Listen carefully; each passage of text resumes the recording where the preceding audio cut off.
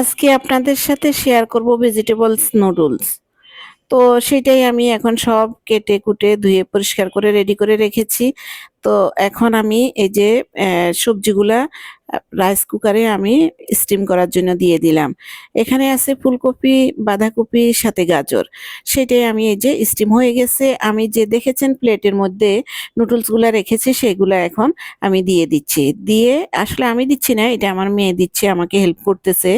তো এখন দিয়ে সেগুলো আবার ঢেকে দিব যাতে তাড়াতাড়ি স্টিম হয়ে যায়।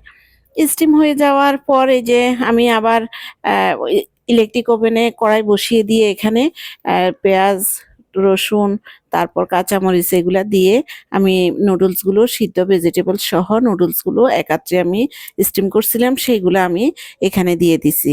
এই যে আমি দিয়ে দিলাম সয়া সস সাথে টমেটো সস। আর এখন দিচ্ছি আমি কাঁচামরিচ আর সাথে ধনিয়া পাতা।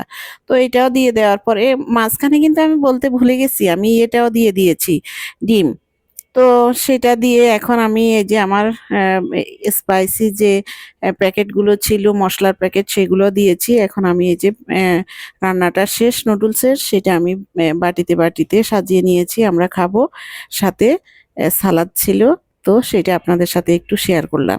আজকে এ পর্যন্ত, টাটা, বাই বাই।